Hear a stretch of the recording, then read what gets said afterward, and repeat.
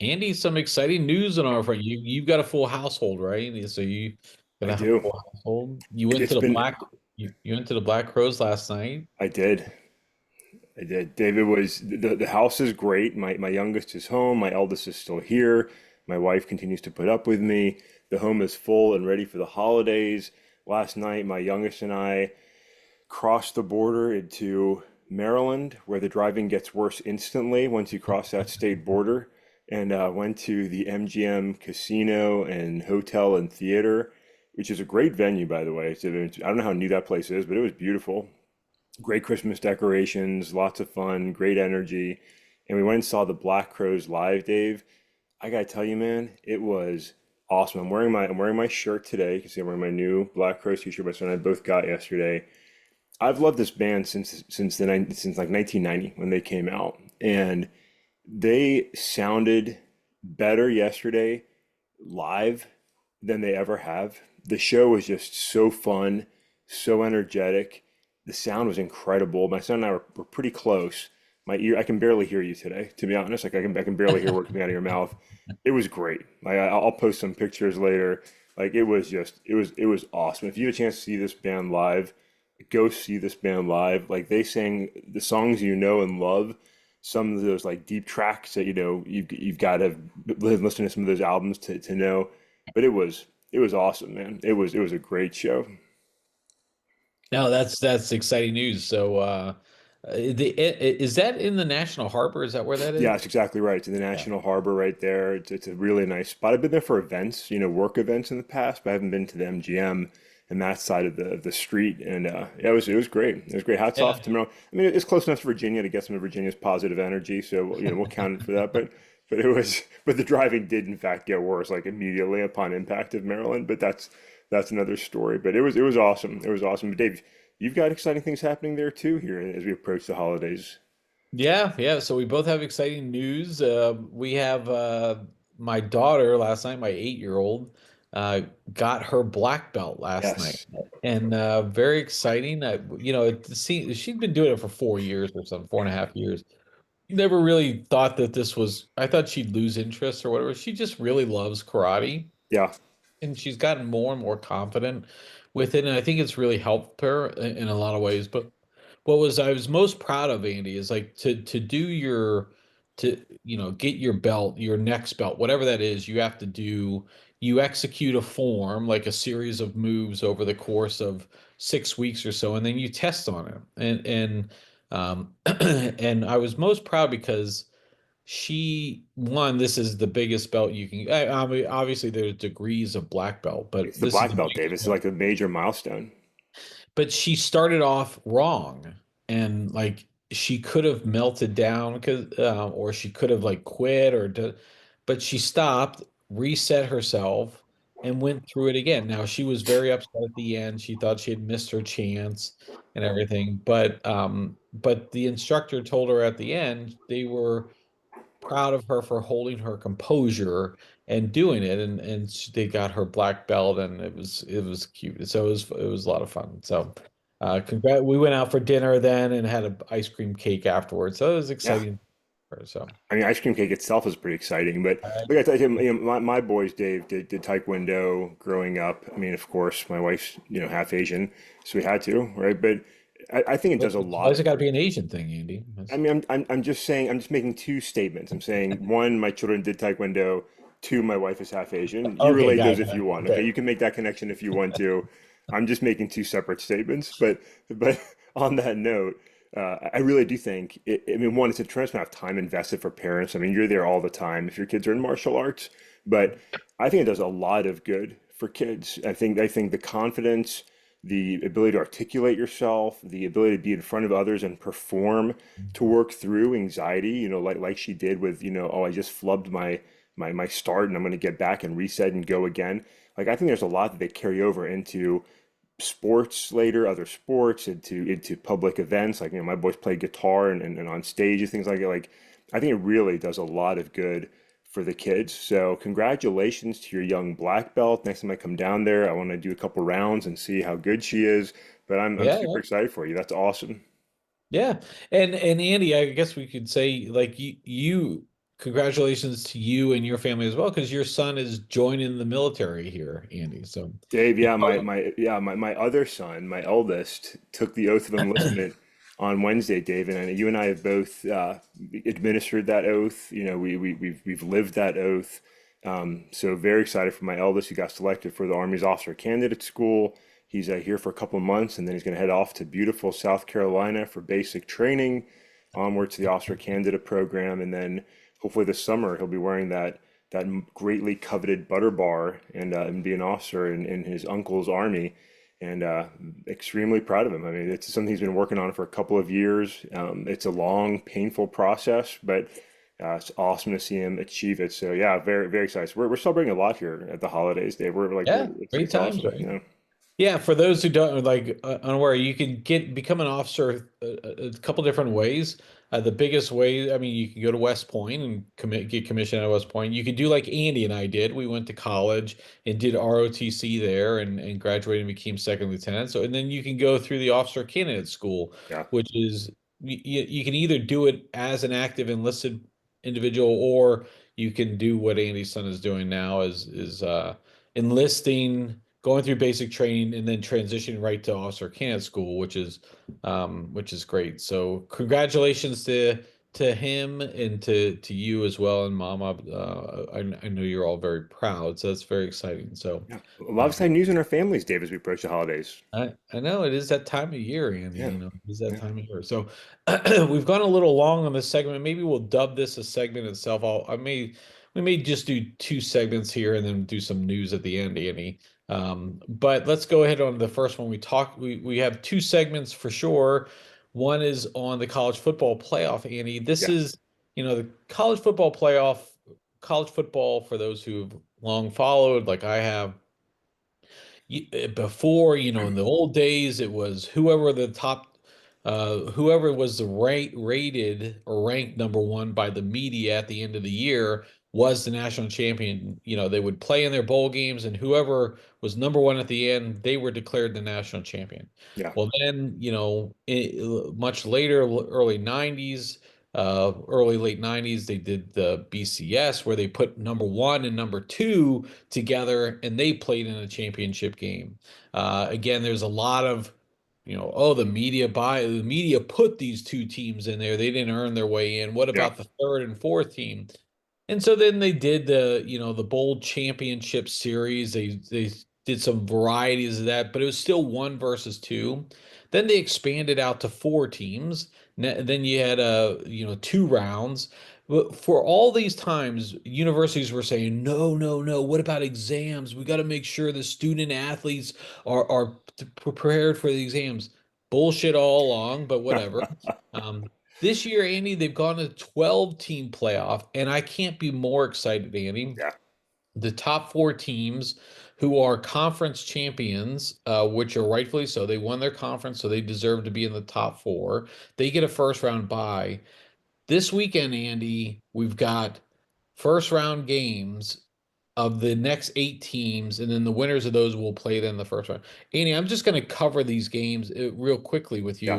you. But so we have on tomorrow. Actually, yeah, tomorrow we have Texas versus Clemson. That's the 5-12 matchup. Tennessee, Ohio State is the 8-9 matchup. Penn State and SMU, that's the 6-11 matchup. And then Notre Dame and Indiana, that game is tonight, Andy. Yeah. That's the 10-7 matchup. Andy, these games are going to be, this is going to be an amazing win for college football. It's going to be an exciting series of games. These are all good games. They should be good. I think Penn State's got a great bracket in here. They play SMU. If they win that game, then they play Boise State, who was the winner of their conference, and then they'd go into the semifinals if they win that. But man, this is what I think we've been waiting for, who Yeah. love college football. I know you're not a big college football fan, but have you been interested in this at all, Andy? Dave, yeah. I mean, I love it. This is something we've been talking about since you and I were kids, right? I mean, we've all grown up being like, why don't they have playoffs? And then they put in the small format playoffs, and it wasn't satisfying. Like it Yeah. needed to be this, right? You needed 12 or 16 teams. in a very like immediate sense, I think the matchups are awesome. And Yeah. as somebody who's long rooted against Notre Dame, I appreciate Indiana. Like I hope Indiana smashes them to start things off. But I mean, just these teams, like they're all just such huge teams, and like they have a chance Yeah. now to play in the playoffs.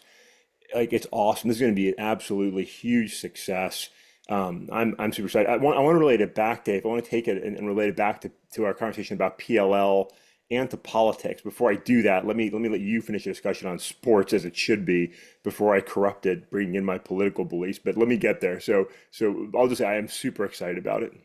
Yeah, I'm really excited about this thing. What I'm not excited about is, Andy, we talked a lot about the NIL and the transfer portal. Yeah, Penn State's going to be down their backup quarterback who actually plays a lot in their offense, because the transfer portal window opens stupidly in December. yeah, So people are transferring now. Players who want to get more exposure, they're transferring now. They're going to have to change this because it's just like, again, we have to get, if we're going to do NIL, which I support, we have to get it in line with what a real calendar is like. yeah, Transfers can't happen, shouldn't happen until after the end of the season. You should look at it like free agency does. Once the Super Bowl is over, then free agency can begin. yeah, Same thing here. Once the college football championship is over, then you can do transfers and such. And if that means somebody has to transfer in at the beginning of the semester, I can guarantee you football coaches will figure that out. But that's yeah. all I got, Andy.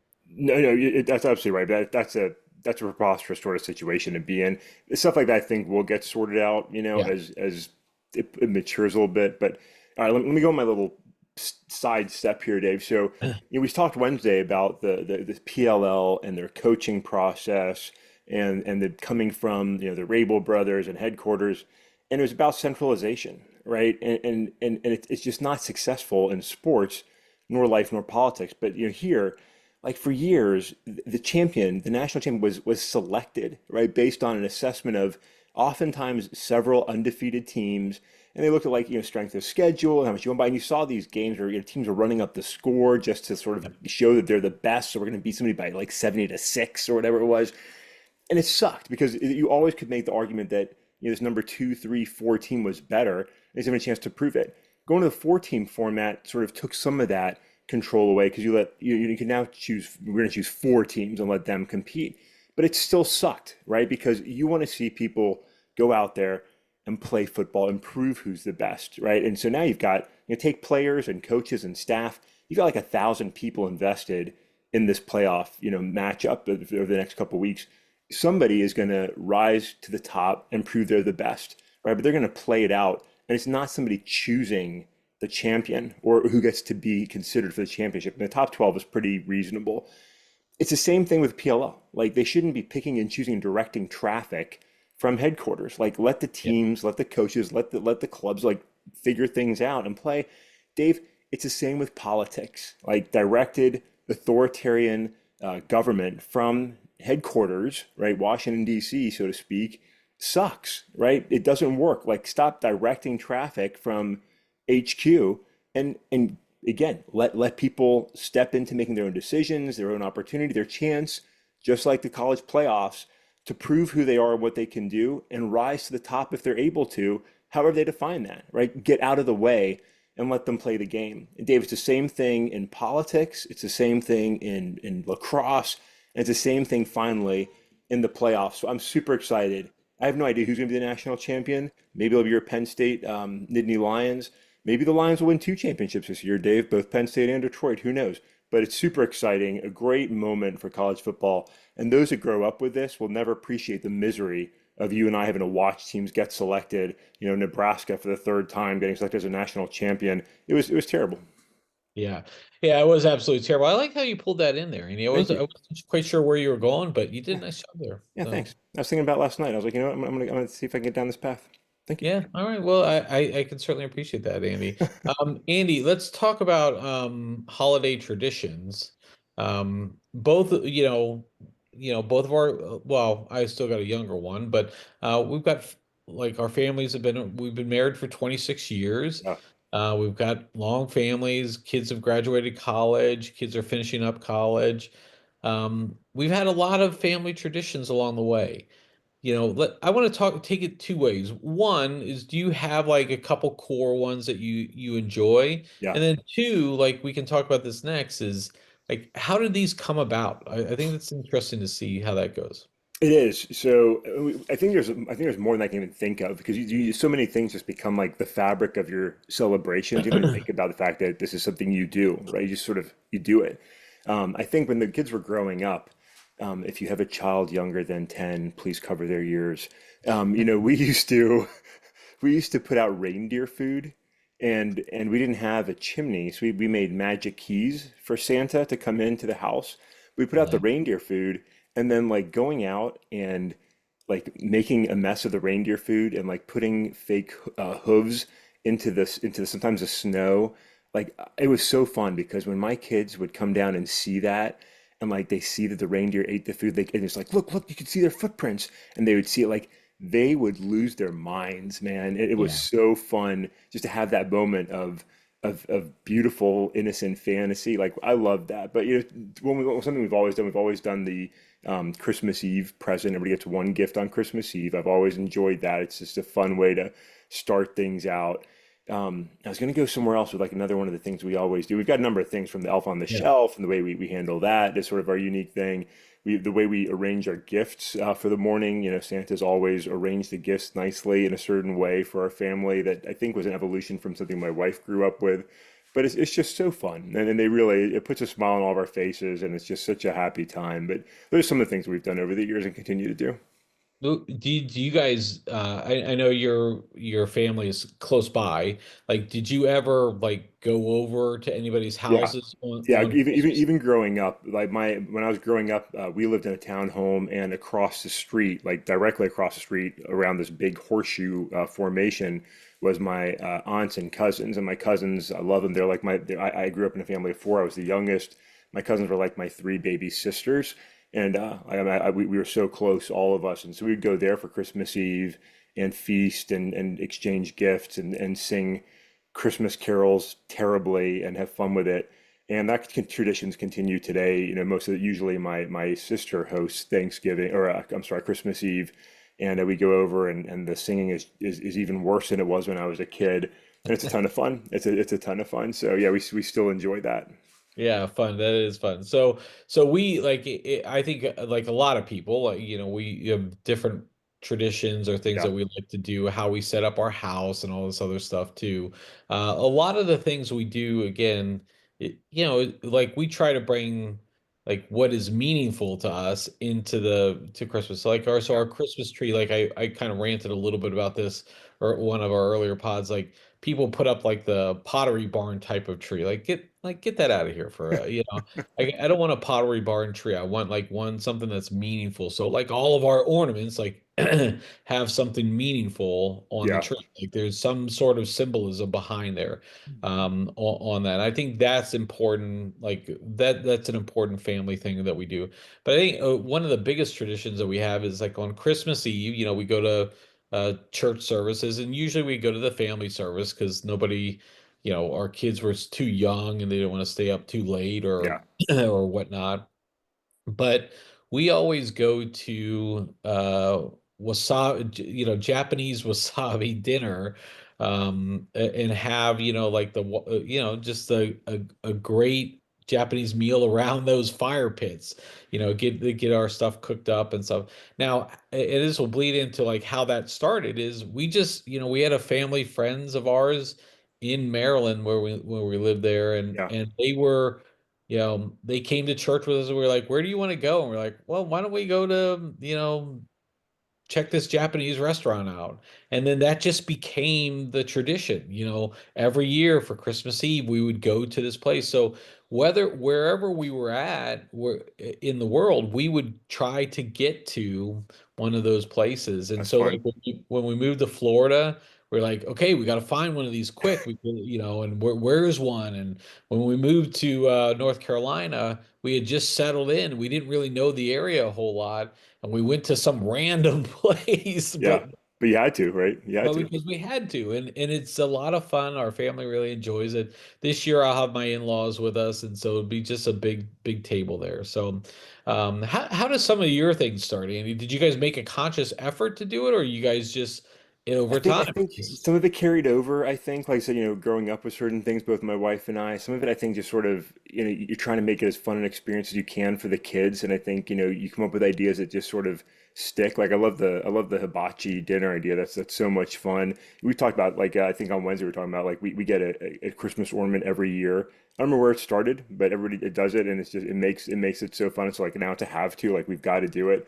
I think sometimes these things just sort of take on a life of their own. Like you do it a couple of times, it becomes expectations, it becomes tradition, and it makes it so just enjoyable, for everybody. So I think you were talking about it on Wednesday, where just, the conversation's different. People are distracted in a positive way. It's just so fun. Dave, did you guys ever monitor the NORAD Santa tracker with your Oh, kids? do we ever? Like, of course. I mean, of course, Andy. I mean, how else would you know where he's at, Andy? I So. agree. I agree. That's a lot. If you're a parent listening, you haven't done that, like that's a lot of fun. Like to be able to see where is Santa right now, like that's a whole level of excitement for the kids that I think is Yeah. is maybe underappreciated. And it's such a great spirited atmosphere. And whatever you believe, I mean, everyone, I think the spirit of Christmas transcends everything. And I Yeah. think it just makes it a lot of fun. And it's what's meaningful to you. I know it's all, it can, the holidays can also be a lonely period for a lot of people. So I just hope if you're listening and you're having that time, hey, reach out to Andy and I. We'd love to bring No. you into our fold for a period of time as well. So. Well, that was funny, Andy. I think that's really cool to talk about some of those traditions because again, those are things that you remember over the years. Like I Yeah. still remember my going to my grandparents' house, and we had the two grandparents, and we'd go to one who lived out on a farm, and they were different from the one that lived near the city, and it was just a lot of like the train that they had around the tree, the bird that chirped from somewhere in the tree that we could never find, and Yeah.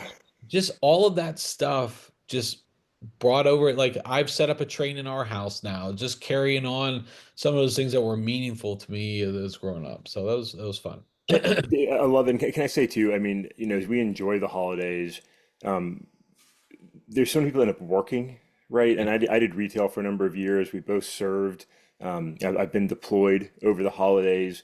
One, thank you to everybody that works, the Christmas Eve and Christmas Day and New Year's Eve and New Year's Day, like your work, which hopefully you're getting paid double for, if you're working at an hourly rate, like you're letting everybody else have a really great time, and it's really selfish. I feel like when you go out and enjoy that time, but it's sometimes it's fun of it and part of the tradition.